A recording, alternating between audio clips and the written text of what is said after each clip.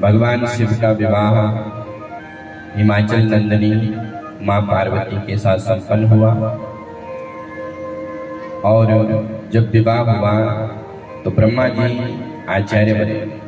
ब्रह्मा जी ने भगवान शिव और पार्वती का विवाह संपन्न करवाया। वेद मंत्र मुनिवर उच्चरई, जय जय जय शंकर सुर करई। 3 बार जय जय कहा। अर्थात जब वर का विवाह होता है तो उसमें गोत्रोच्चारण होता है, पिता का नाम, परपिता का नाम और अपना नाम। तो भगवान शिव के तो कोई पिता नहीं है, न कोई दादा है, तो यहाँ पर लिखा जय जय जय शंकर सुर करई। जितने भी दास दासियां हैं, महाराज राजा हिमाचल ने खूब दान दिया। क्या क्या दिया? बोले दास दास तुरग रथ नाना, धेनु वसन मणि वस्तु विभागा। अन्न कनक भोजन विधि नाना, दाय जो दीन न जाय बखाना। इतना दहेज दिया कि बखान नहीं हो सकता है। क्या क्या दिया होगा जरा सोचो। एक बढ़िया फ्रिज दिया होगा कैलाश में रखने के लिए, एक डबल बेड रखा होगा।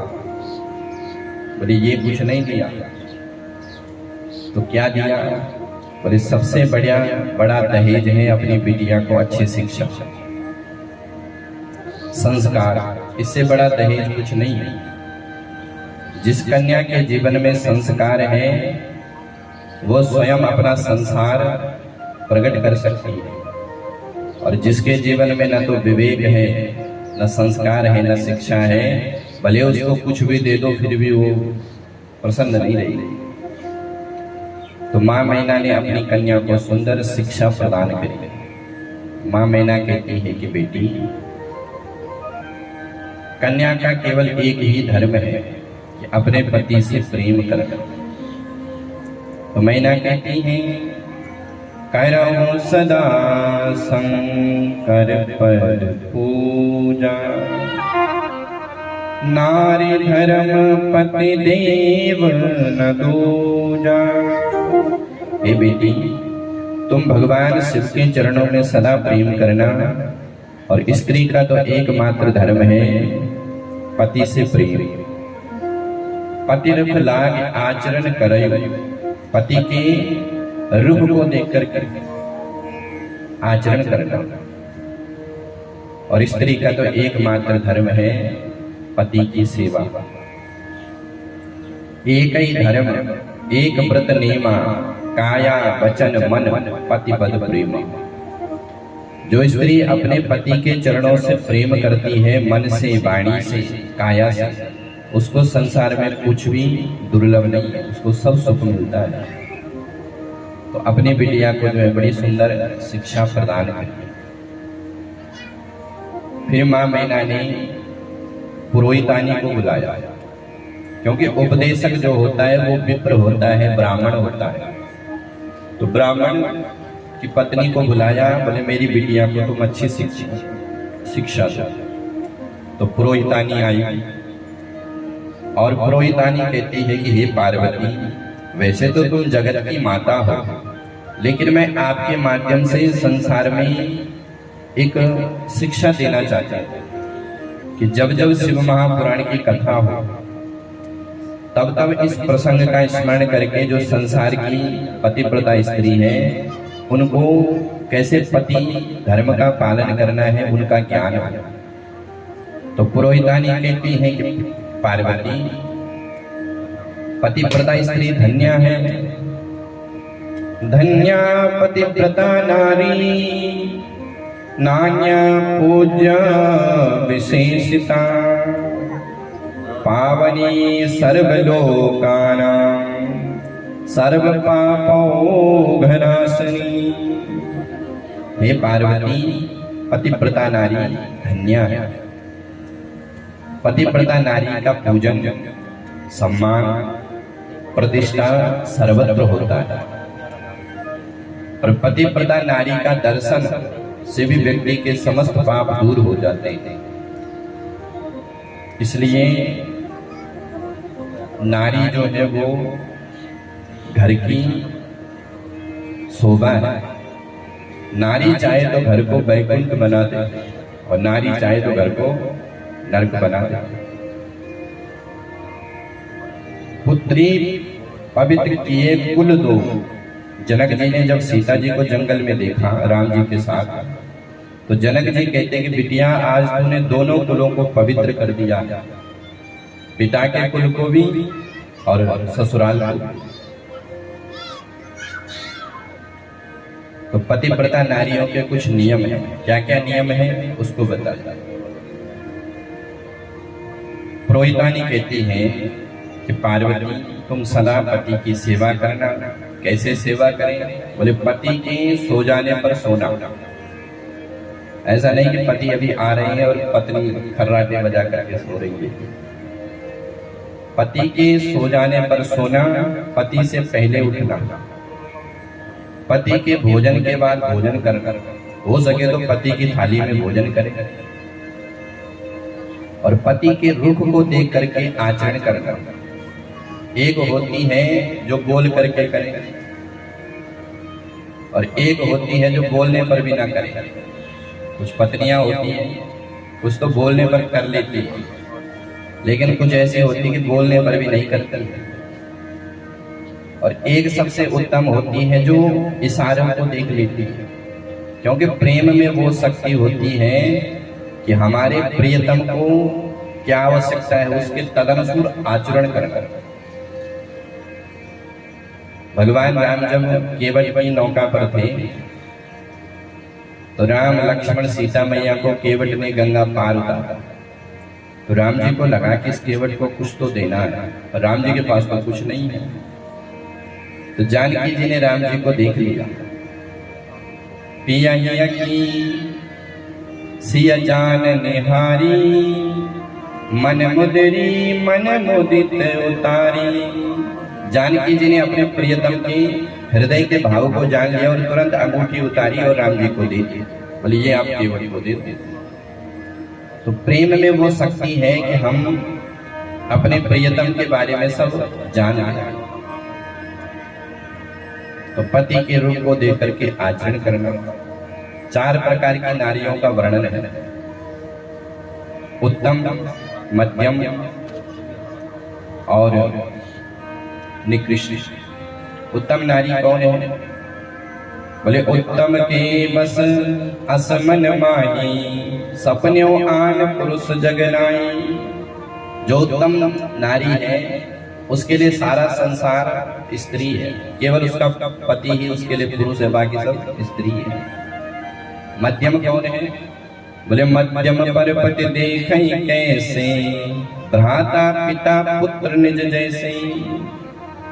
जो मध्यम श्रेणी की होती है वो पर पुरुष को कैसे देखती? बोले भाई के समान। बड़ा है तो पिता के समान, बराबर है तो भाई के समान, छोटा है तो पुत्र के समान। और जो स्त्री पति के साथ छल करती है उसको इस लोक में भी दुख मिलता है, उस लोक में भी दुख मिलता है। उसके जीवन में कभी भी सुख की कल्पना नहीं हो सकती है। इसलिए स्त्रियों का तो एक ही धर्म है, एक ही धर्म एक व्रत नेमा।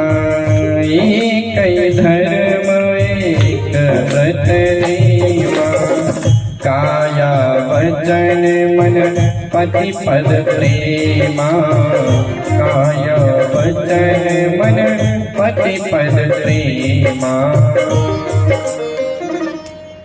स्त्रियों का एक ही धर्म है और इस धर्म से, इस व्रत से जो है स्त्रियों को सब सिद्धि मिल जाती है। एक बार एक महात्मा थे, उन्होंने तपस्या करी और तपस्या से इतना तेज उनके जीवन में आया कि एक बार वो तपस्या कर रहे थे कि पक्षी ने जो उनके सर पर बीट कर दिया। महात्मा ने क्रोधवश पक्षी को देखा और एकदम से वो जल गई क्रोध से। तो महात्मा को लगा कि वारे हम हमारी तपस्या इतनी सिद्ध हो गई। तो महात्मा को अब तपस्या की गर्मी चढ़ गई और प्रदर्शन करने के लिए निकल पड़े गांव में। भिक्षा मांगी एक जगह, तो एक दरवाजे पर खड़े होकर के भिक्षा मांग रहे थे और वो पतिव्रता नारी अपने पति की सेवा कर रही थी। तो उसको थोड़ा विलंब हो गया देने में, तो थोड़ी देर बाद वो बाहर आई, महाराज जी भिक्षा लो। महाराज जी कहते हैं, देवी तुमने मेरा अपमान किया है, मैं तुम्हारे दरवाजे पर 1 घंटे से खड़ा हूं, तुम्हें पता नहीं मैं कैसा महात्मा हूं। तो उसने भी कह दिया, महाराज तुम जैसे भी हो बने रहो, लेकिन मैं वो चिड़िया नहीं हूं जो तुम्हारी दृष्टि से जल जाऊं। महात्मा जी ने कहा, बोले इसे कैसे पता चल गया? पूछा तो वो कहती है, महाराज तुमको तपस्या से जो फल मिलता है, जो सिद्धि मिलती है, वही सिद्धि हमको पति की सेवा से मिलती है। इसलिए स्त्रियों का तो एक ही धर्म है, पति की सेवा। और पतिव्रता नारियों को सौभाग्य के चिन्ह अवश्य धारण करने चाहिए। मांग में सिंदूर हो, और सिंदूर का मतलब सिंदूर हो ऐसा नहीं, कुछ लोग केवल टिक्की लगाते इतनी छोटी सी, ऐसा नहीं होना चाहिए। और वो बालों में वो ढक जाता है, बिल्कुल अच्छे से लगाना चाहिए। मांग में सिंदूर हो, माथे पर बिंदी हो, हाथों में चूड़ियां हो। पति की लंबी आयु के लिए ये सौभाग्य के चिन्ह धारण करना चाहिए। और दुर्भाग्य है आजकल लोग फैशन में इतने उतर गए कि सब चिन्ह चुन्ह सब छूट गए। सौभाग्य चिन्हों को न धारण करना ही आज का फैशन बन गया है। और आजकल की तो कई कथावाचिका भी है, उनके विवाह हो रखे हैं, पर ना तो मांग में सिंदूर है, बाल उनके बिल्कुल खुले हैं, और लोग उनसे खूब कथा सुन रहे हैं। न हाथों में चूड़ी, न मांग में सिंदूर, न माथे पर बिंदी।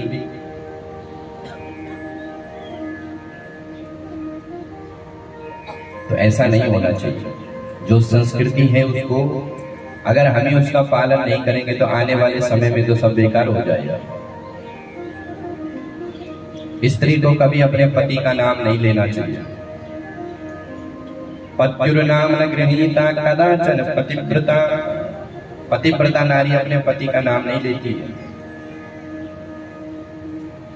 वैसे नाम किस किस का नहीं लेना चाहिए, बोले अपना नाम भी बार बार नहीं लेना चाहिए।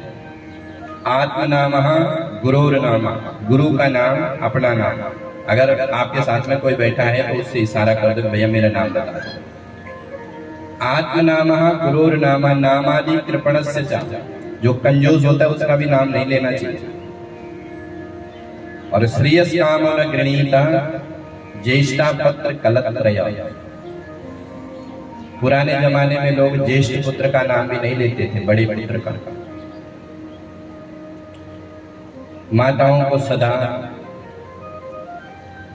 अपने घर की साफ सफाई रखनी चाहिए, क्योंकि गंदगी में राहु का वास है, राहु ग्रह का।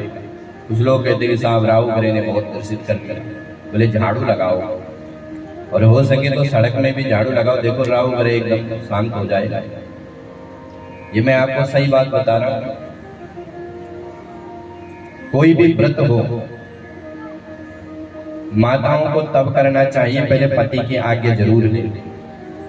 पति से द्वेष करने वाली स्त्री, स्वच्छंद घूमने वाली स्त्री का कभी भी संग नहीं करना चाहिए। पति की आज्ञा से ही तीर्थाटन करें, और जब मासिक धर्म आए उसमें 4 दिन तक परहेज करें, उसके बाद स्नान करें, भगवान सूर्य को अर्घ दें। और सूर्य भगवान को अर्घ नहीं दे सकते तो अपने पति को ही अर्घ दे सकते हैं। माताओं के लिए हमारे शास्त्र में खूब सम्मान है। इतना सम्मान पुरुषों को नहीं है जितना माताओं को है। नवरात्रि के 2 व्रत आते हैं। ये नवरात्रि किसकी है? माताओं की है। तो इतना सम्मान हमारी माताओं को दिया है। पति अगर डॉक्टर है तो पत्नी अपने आप डॉक्टरानी बन जाती है, और पति अगर पंडित है तो पत्नी पंडिताइन बन जाती है। पति अगर सेठ है तो पत्नी सेठानी बन जाती है। महाराज, पति अगर राजा है तो पत्नी रानी बन जाती है। तो इतना सम्मान हमारी माताओं को है। पर क्यों? बोले एक ही गुण के कारण। कौन सा गुण? बोले भरता देवो गुरुर्भक्ता धर्मा तीर्थ व्रता निचा। तस्मात् सर्वं परित्यज्य पतिमेकं समर्चयेत। पति के चरणों में जो स्त्री अपना आत्मसमर्पण करती है उसके जीवन में समस्त सुख मिलते हैं। और यत्र यत्र भवेत् साई, जहां जहां पतिव्रता स्त्री जाती है, पाप हंत्री सुपावनी, वहां समस्त पाप दूर हो जाते हैं। और पुरुषों के लिए भी है, ऐसा नहीं केवल माताओं के लिए, पुरुषों के लिए भी है। क्या बोले? भार्या मूलम गृहस्थस्य, घर की जो सुख संपत्ति है वो भार्या है, पत्नी है। मूल गृहस्थ का मूल क्या है? बोले पत्नी है। पुरुष को सदा अपनी पत्नी का सम्मान करना चाहिए और हमेशा प्रसन्न रखना चाहिए। और यदि जिस घर में माताएं अप्रसन्न है, दुखी है, उस घर में लक्ष्मी का वास हो ही नहीं सकता। भार्या धर्म फला प्राप्तो भार्या संतान वृद्धये, पुरुषों को जो सुख मिलता है वो पत्नी से मिलता है। इसलिए कुछ भी काम पुरुष कर रहे हैं तो एक बार अपनी धर्मपत्नी की इच्छा और उसका परामर्श अवश्य दें। महाराज पुरोहितानी ने बड़ा सुंदर उपदेश दिया पार्वती को। और श्री सूत जी कहते हैं कि ऋषियों, जो इस प्रसंग को श्रवण करता है उसके समस्त कार्य सिद्ध होते हैं। यहाँ उमा शंभो विवाह जय नर नारी कहसी जगह वही, यहाँ उमा शंभो विवाह जय नर नारी कहसी जगह वही, कल्याण काज विवाह मंगल सर्वदा सुख पावई। श्री सूत जी कहते हैं कि ऋषियों, यहाँ उमा शंभु विवाह जय नर, जो भगवान शिव और पार्वती के विवाह की कथा को श्रवण करता है, गाता है, कल्याण काज, उसके जितने भी कार्य है सब कल्याण होते हैं। कल्याण काज विवाह मंगल सर्वदा सुख पावई, उनके जितने भी मांगलिक कार्य होते हैं उसमें कभी विघ्न नहीं आते हैं और हमेशा वो सुख प्राप्त करता है। अब भगवान शिव पार्वती को लेकर के कैलाश में गए। बड़ा सुंदर वो दिव्य कैलाश है, चारों तरफ शीत वातावरण है। कैसा वो सुंदर वातावरण है? परम रम्य गिरिवर कैलासो, जहाँ सदा शिव उमा निवास।